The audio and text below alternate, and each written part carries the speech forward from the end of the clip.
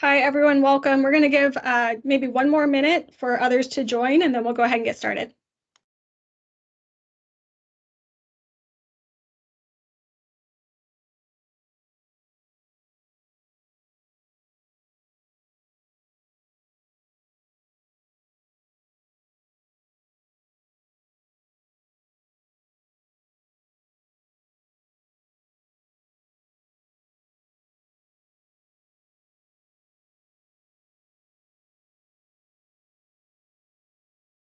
Okay, we are right at 11 o'clock. We've got a lot of really great content to cover.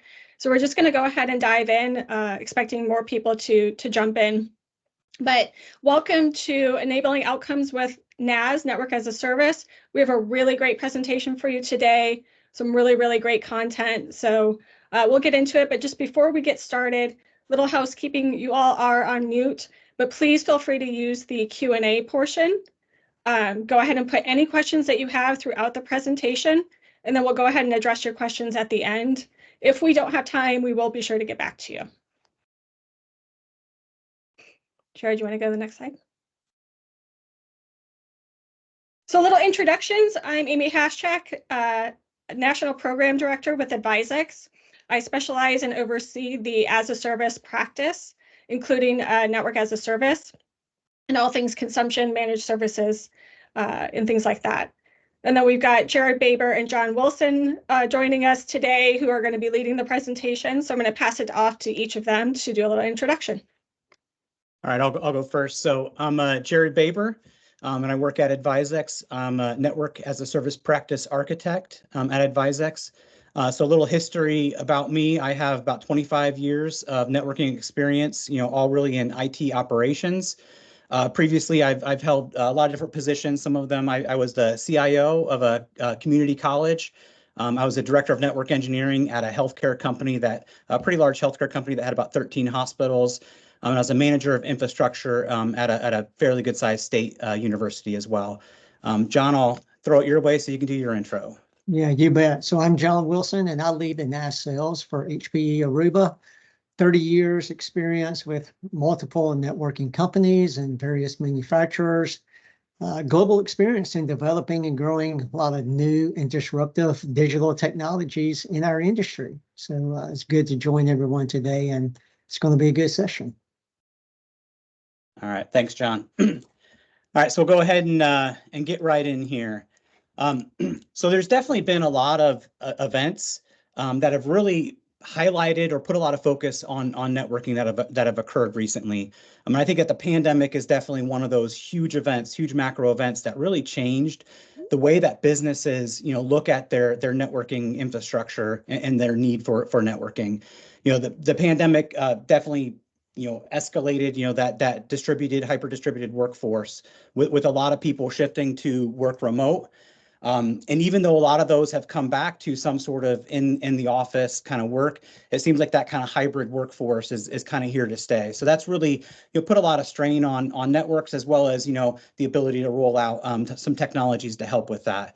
Also, the pandemic, there was a lot of increased wireless coverage for things like curbside pickup.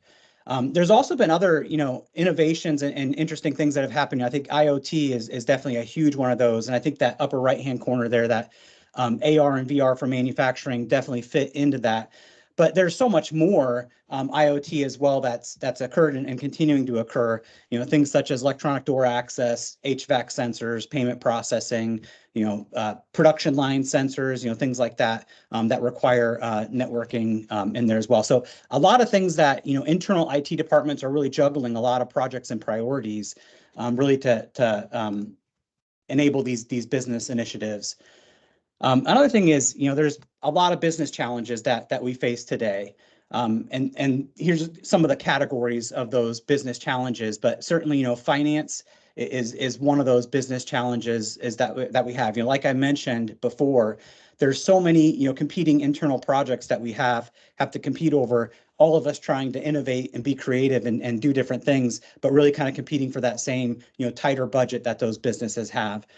There's also, a lot of businesses are also trying to increase their sustainability, trying to, instead of, having things go to a landfill, trying to figure out ways to recycle or resell some used equipment. The operational risk is huge today. And even more, it used to be that there were some areas or some verticals that maybe would be not have these cyber attackers going after them. That's definitely not the case anymore. You know, areas like healthcare that maybe was avoided before certainly is targeted today. So there's huge operational risk for having, you know, no vulnerabilities on all of this equipment.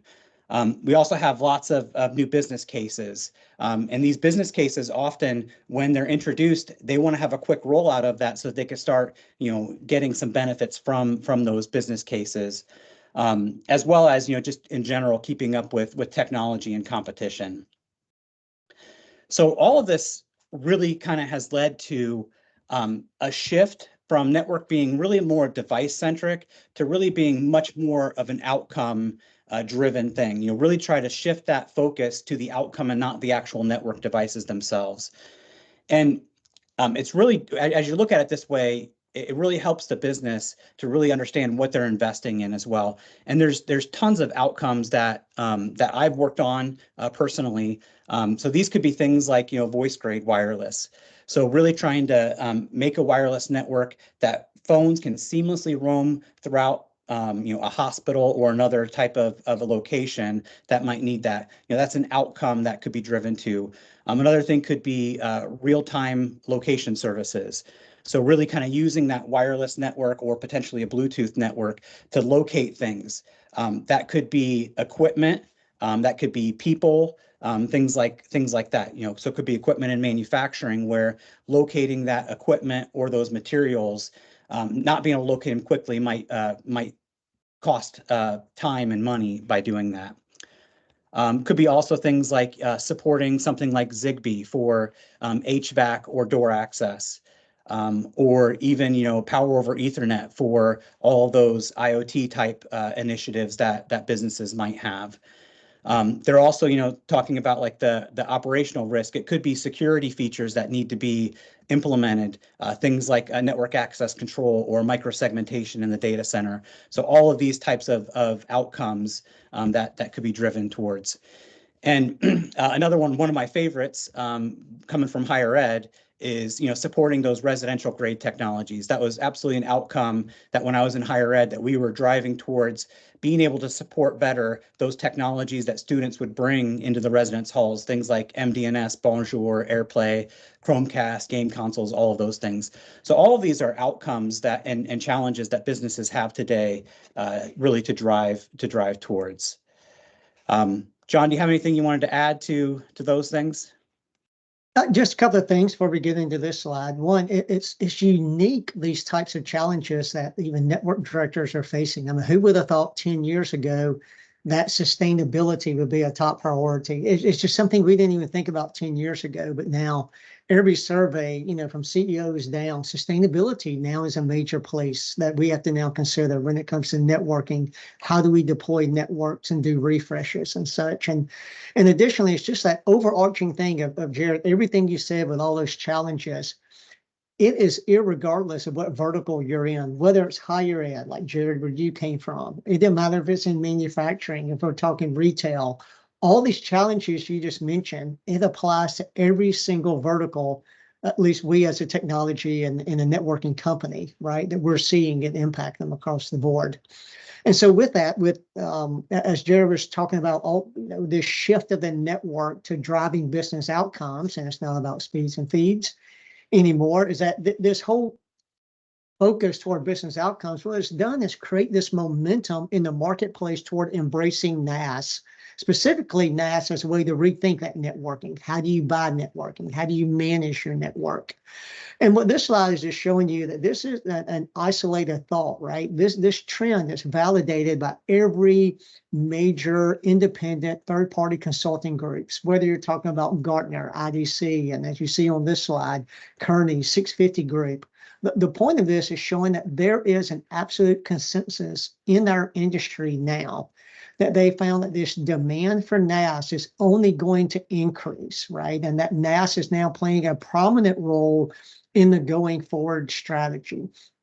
And go ahead and go to the next slide here, Jared, because what's underpinning this so much is that not only do you have the challenges, like Jared mentioned a couple of slides ago, but now, the CIOs, the network leaders, right? They're facing these new priorities and just business needs that that weren't as prominent even just a few years ago. And this is driving this growth of NaaS, at least what we've seen in the past 3 years. And as you see here on the slide, right, that this whole idea about how do you simplify tech refreshes, and you see this 48% saying that refreshing it at a faster cadence is now a top priority for them, right? And they need a simpler way of doing the refreshing, right? Every 3 years, every 5 years. What's happened is this continual issue here of budgets being constrained or being squeezed, and now network directors are being forced to have to sweat their assets, not 5 years, 6 years, 7 years, 8 years. And I think everyone in this session today, can you feel the pain of that in your own day-to-day network operations. So you have this whole aspect of simplifying tech refreshes, and then even this whole shift in the planning cycles and the impact that has on our very traditional long-term capital planning, right? Projects are now shifting IT budgets into implementing projects faster and quicker, and then that puts a whole challenge on how do I support the existing equipment in the business and all of that. So these shifts in long-term capital planning and the risk that involves, especially with over provisioning. How many of us know, you finally get the funding, you buy the gear, and yet, you could go into the shop and you still see stacks of boxes sitting there, right? Where an over provisioning has taken place, and companies are really beginning to do enforcement policies on how do they eliminate, at least dramatically reduce that. And then lastly, and this is huge, we have seen this, and it's just been in this past 2 years, this influx of reallocation of budget funding, right? Traditionally, we all know we go before our boards, we request the funding that we need, the capital expenditures. And now there's this push toward reallocating from CapEx into OpEx expenditures. And that puts a whole different challenge, right? And so therefore, how do you eliminate the upfront capital requirements, and how do you change the whole budgeting cycles to be consistent, stable, and here's the key word, predictable. So again, you see these priorities as now underpinning everything that Jared had just had talked about, especially in regards to NaaS. And so let's go to the next slide. And all of this are things that we as HPE Aruba began recognizing several years ago. And basically, we've been deploying NaaS solutions for more than 3 years now. There's a lot of, because of this momentum, you see a lot of companies beginning to talk about NaaS, but we've done more than talk about NaaS. We've delivered and deployed NaaS solutions for several years now, or more than 3 years. So we've been doing it longer. So we feel we have a more mature offering that, there's certain things you only learn and you only grow and develop through experience. We have the experience in these NaaS markets.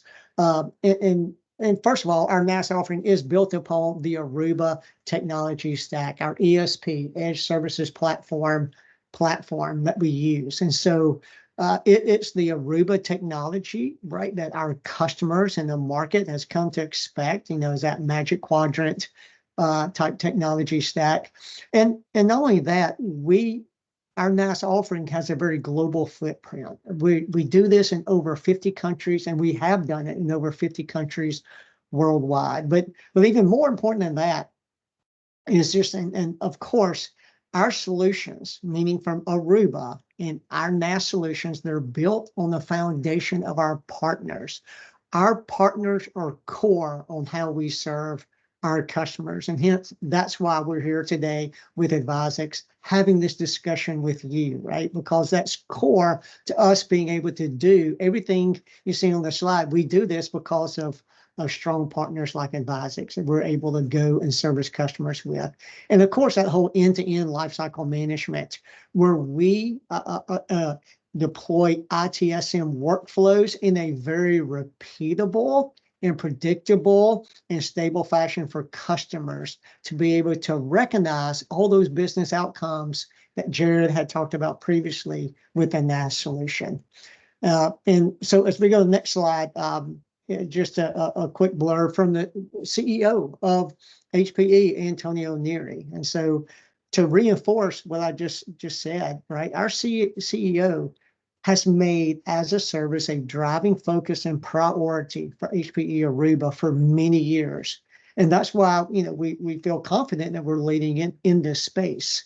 What we began doing in the data center, going back 10 years ago in the compute and storage, right? Then, even having the vision then, seeing that networking was also going to move into an as a service model. As I said, we've been doing this for many years now in our space. So we feel confident, right, in the solutions and what we're able to deliver and the outcomes.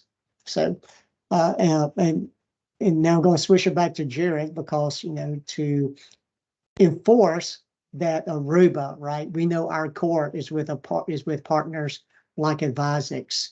And now you see, right, how this partnership is built and how we interlock together. So with that, Jared, I'll pass it back to you. You're on mute, Jared. I'll let you. I knew I was going to do that right when I muted. There we go. Yeah, thanks for that, John. But yeah, I definitely feel the same way that, the partnership is great because of the partnership. This is such a great thing that we are together. And definitely, with Advisix, we certainly, where we kind of fit in here is really with kind of that day 0, day 1, day 2 is where we fit in. So day 0, we absolutely can help with things like, design and install. So we could do things like network architecture design, beforehand, where we can help you to design how do you want this network to function. We could do things, such as RF predictive surveys or physical on-site surveys for wireless. We could also do things like with Wi-Fi 6E and that additional Wi-Fi spectrum. We could do prep work to make sure that you are prepared for Wi-Fi 6E, and that could even be prep work to make sure that your network switches can support the power requirements of those APs or the speed requirements of those APs. And this is I really feel strongly too. John mentioned about how networking is not just speeds and feeds. When I started, it was super simple like that, and it really has become such a complex thing today with a lot that we have to keep an eye on. And then really, with that installation and everything, really trying to help our customers to really reduce that time to value when they have these projects that they work on, as well as, potentially being able to help support that on an ongoing basis with our managed services practice that we have. And that might help the IT resources internally to focus on more higher value initiatives that the business has instead of focusing on kind of those day-to-day, more mundane things. We could definitely optionally help with those things. So moving on, and this is really the meat of what we're getting to is really, introducing this, Advisix network as a service powered by HPE GreenLake for networking. So we're going to get into, what this really is and what this means. And I think that network as a service, it's definitely a phrase or an acronym that's, out there on the internet, and there's probably 100 different definitions for what that is exactly. So we definitely really need to make sure that we define what this is.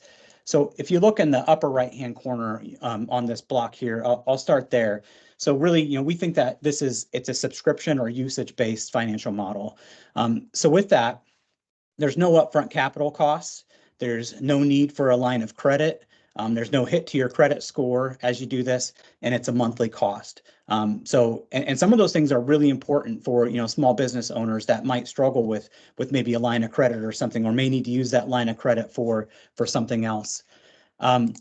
In the bottom left-hand corner here, then, we really believe that network as a service needs to include all of the hardware, the licenses, and the maintenance that's needed for that hardware. So in this case, the maintenance would be foundation care, so that Aruba would have that maintenance on there. The licenses would be Aruba Central licenses, and then all the hardware that would be needed for that.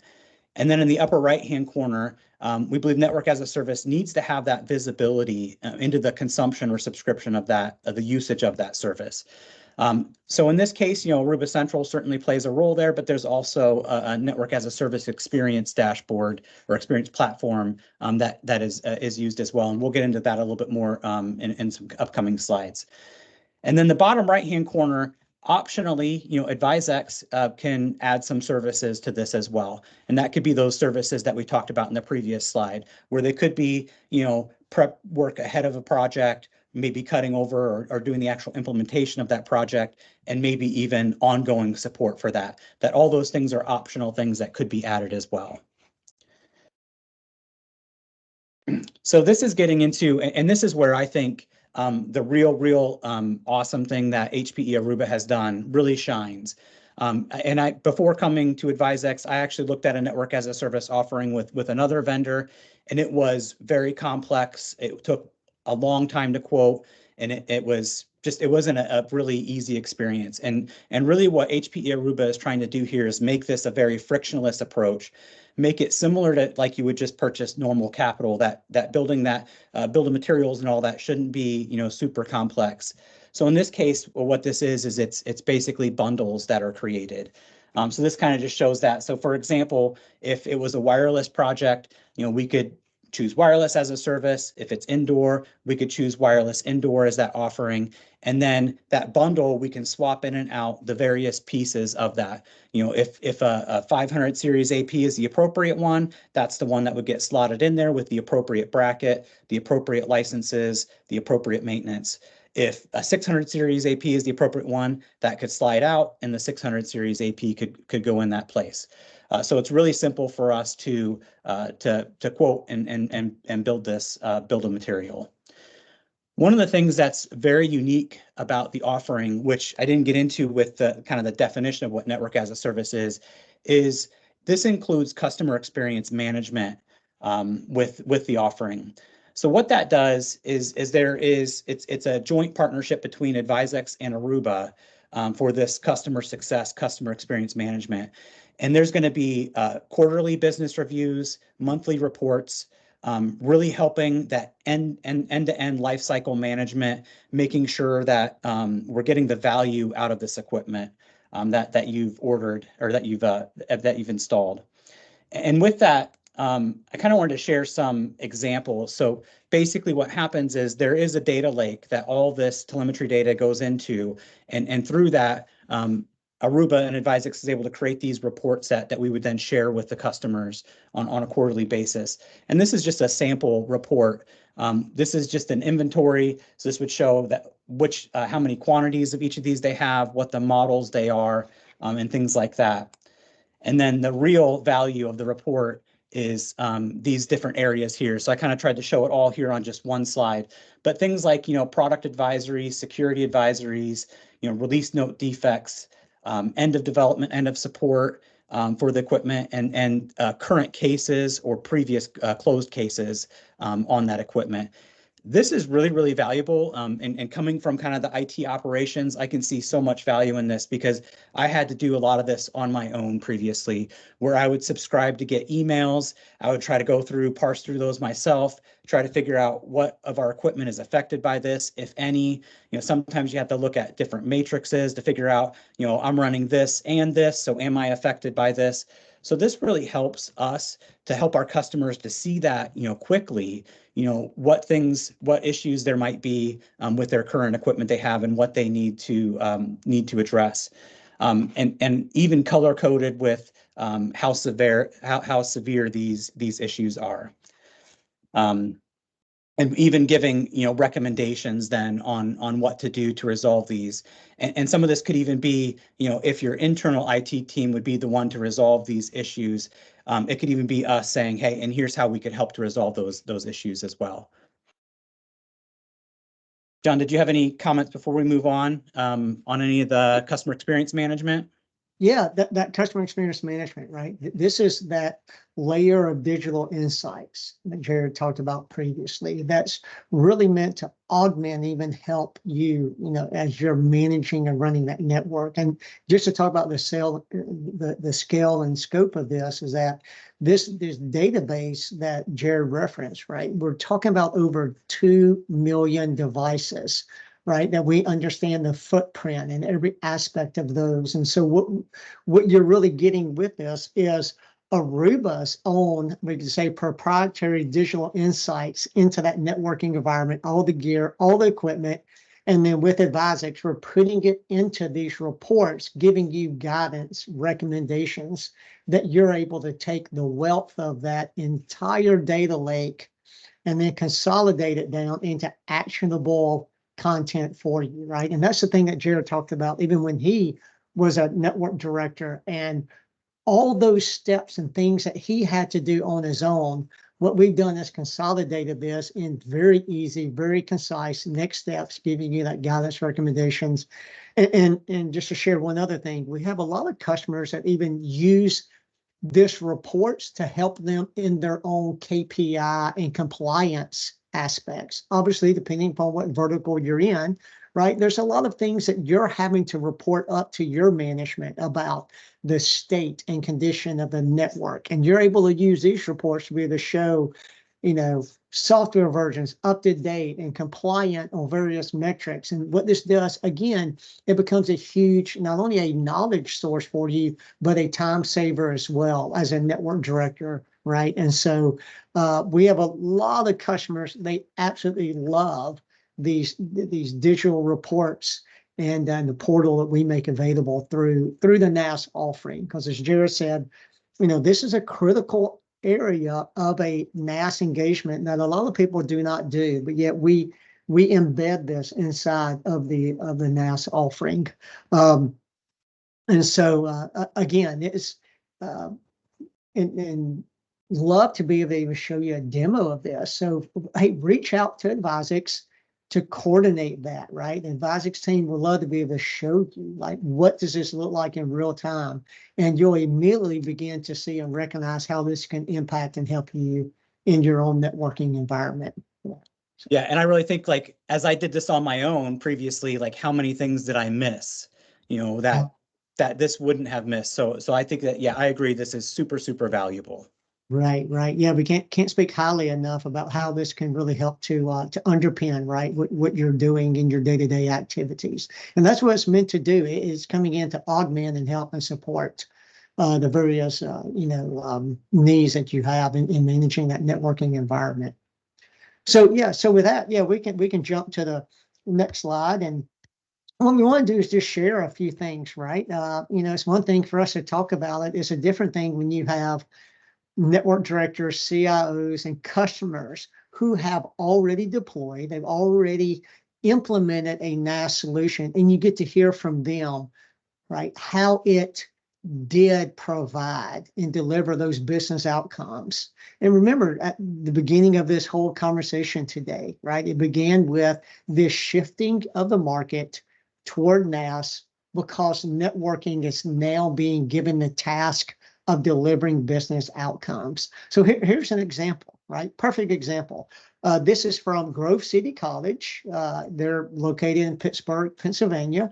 And this is a quote from Vince DeStacy. He's the CIO there. And we began working with him 18 months, 2 years ago about, right, what are some of his biggest concerns, and right, how can NaaS help solve some of those problems and deliver some of these outcomes?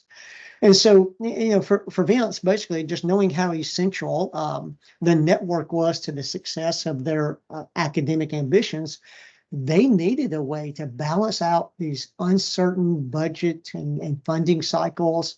How could they begin to recognize a more stable and consistent cost into the university or into their college, but also how could they have that flexibility to ensure that full availability to respond quickly to their technology needs, for their leading edge learning model. So they had implemented. And you see here from this quote how NaaS was the answer to solve some of these challenges that he were facing to help him deliver on those outcomes from those leading edge learning models, as well as consistent, stable, and predictable costs for his networking to help him in that network planning. And so besides Grove City, we have done this in numerous places worldwide. And so if we just flip to the next slide, it just gives you a feel for, right,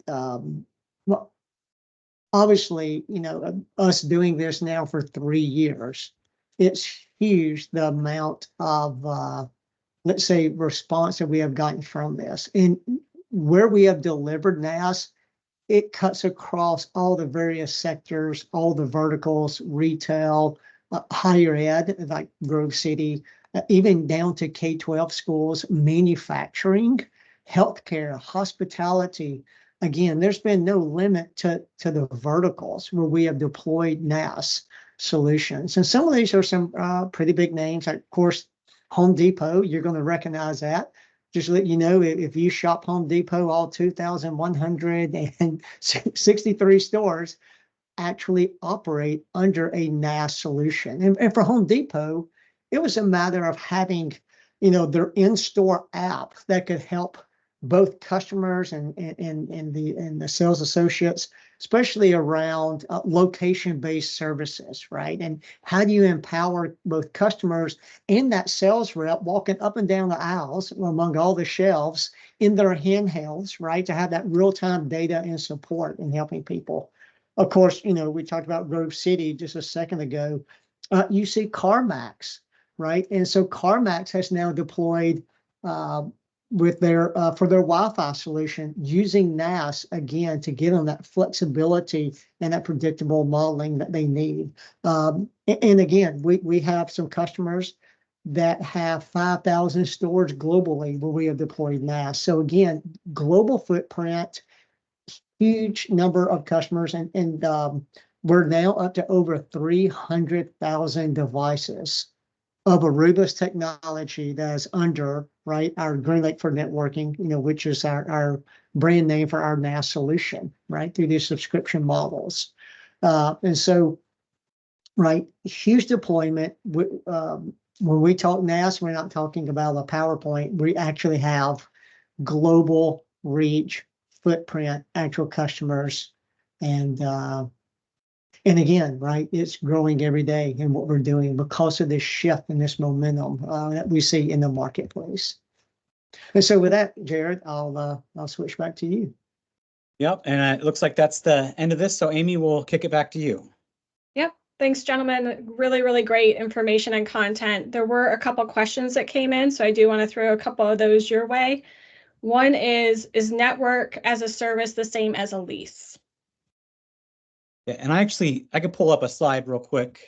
Maybe that can show. Let me stop sharing. Try this. All right. That's a good one, certainly one that we do often have. And maybe I could start, and then John, if you want to add to my comments, but there's definitely, this is kind of some comparisons of the subscription for network as a service and a lease. And I kind of have my favorite things on this list that I like to point out. And one of them is really the bottom one there, the end of term. And at first I kind of thought that was a negative personally. But the fact that the end of term isn't defined specifically, what's going to happen, it really gives the customer, the business, the ability to make that decision 4 years from now if it's a 5-year agreement, or maybe it's 2 years from now if it's a 3-year agreement. You don't have to decide today what you want to do, which you do in a lease. If you want that dollar buyout, you have to say, I want the dollar buyout, and your monthly cost bakes all that into it. At the end of that term, you may or may not want that equipment still. There may be new equipment that you need to deploy, a new initiative. So this really gives you the option of really doing anything at the end of that term.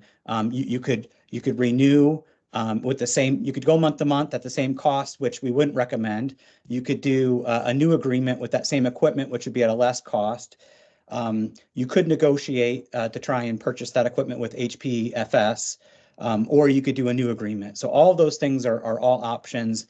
And basically what happens is we would work with you 1 year before that agreement expires to determine what you want to do. So we'd give you plenty of runway to make that decision. And then the balance sheet is probably the other one that's really important here. And that's where, depending on your accounting team, what they would want to do, because this is a subscription, it can be an OpEx expense on your balance sheet. It does not need to be CapEx. It does not need to be depreciated. And that's definitely a huge thing as well. John, did you want to add anything? Yeah, obviously those are the two big things, right? That end of term flexibility and just to capitalize on that. It's so hard for any, not just a company, but a network director, CIO, to be able to predict today what's the best business decision in 5 years from now. And with the lease, oftentimes you're locked in at the beginning what's going to happen in 5 years. The beauty of a NaaS offering is that you're not having to decide today what's the best choice 5 years from now. So as you enter into a NaaS agreement with Advisix, in this 5-year thing, at the end of 4 years is when you sit down and you're going to have a lot better feel for what makes the best business decision for you and your company at that time. And so that really, in essence, that whole end of term is about empowering you as the customer to make the best business decision for your company at the right time. A lease tends to lock you in ahead of time. Well, another thing that's really big is around the whole agreement. With our own NaaS offering, right, as since we've been doing this over 3 years, our offering has even matured and developed over time, in that now, like with the option of the service catalog model that Jared touched on previously, it's as frictionless as a CapEx order, that there isn't a long, arduous contract requiring signatures where you have to send it to your legal and our legal. It's simply a publicly facing T's and C's. It's click to accept. So it makes it a very simple way of not only ordering it, but then gives you that simple flexibility to add where you need to add, change what you need to do. Whereas lease agreements, that contract tends to be very rigid and very strict. And so there's a lot, and you read through there's a lot of other differences, but the NaaS is certainly a much different construct than what you have in a traditional lease agreement. Yeah, thank you, Amy. That's a good question. Thanks, Jared. Thanks, John. You did sort of briefly mention this, but I want to make sure that we call the attention back. So we got another question that says, with network as a service, who owns the equipment? Yeah, and Jared, I'll take that if you want me to. So yeah. Because it is a subscription, and as Jared mentioned, that the way it's recognized on your balance sheet, that the NaaS offering is OpEx compatible. And the way it's treated, now, and this is getting into the accounting terms, is that a subscription means it's not sitting on the asset is not sitting in your balance sheet. So the ownership, think of it as the title. The title of that gear stays with the HPE Aruba. So that's why it doesn't hit your balance sheet. You don't have the depreciation costs and all the other related accounting aspects that come with that. And generally, that means you can recognize it as an OpEx on the balance sheet. So the title of the equipment does stay with Aruba, and you're literally in a subscription agreement for that gear. And again, you're empowered at the end of the term with multiple choices of what you would want to do at that point. Great. And one last question. If I subscribe to Network as a Service, will you also manage the equipment? Yeah, I could take that one. I think that's a really good question as well, just to clarify that. So that certainly is an option. You certainly do not have to have Advisix manage that equipment. If you subscribe to the Network as a Service powered by HPE GreenLink for networking, you could just get the hardware and your internal team could manage that themselves. Or if there is added benefit, you want them to focus on higher value things, you could contract with Advisix, and we could certainly do that on your behalf.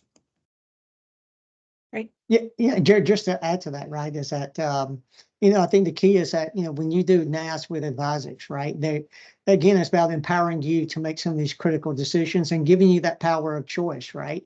If you have an IT staff and they do have the skill sets, you have the bench depth and you're able to continue managing it, that's perfectly fine. And then advisors can obviously have other services to come in to augment and help you on those day 0, day 1. But if you also recognize that you're wanting to have your own IT staff be dedicated to other strategic initiatives and maybe not in that day-to-day operational thing, obviously Advisix has those day 2 managed services. So I think what's so great about the Advisix solution is that it gives that power of choice to you, and Advisix is able to partner with you to understand what's the best choice based upon your own business requirements. All right, thank you both. I don't believe we have any more questions in the Q&A. That does not mean if you have questions after this webinar that you can't reach out. Certainly reach out. Jared's information is on the screen. If you have any questions that come up later, please contact us. We will get you this information. So the information that we reviewed today, we will email that out to the group. So you do have that handy going forward.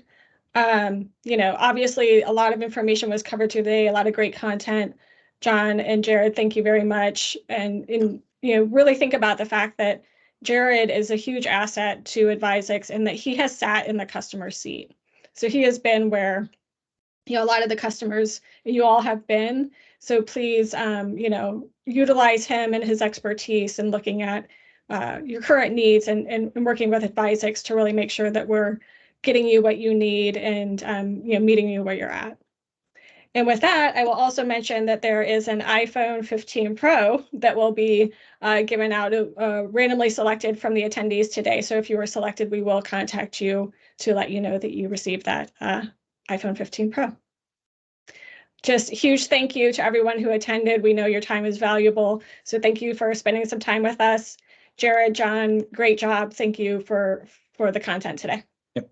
Thanks, Amy. All right. Yep. And thanks, everyone. Everyone. Yep. Bye. Cheers. Bye. Bye.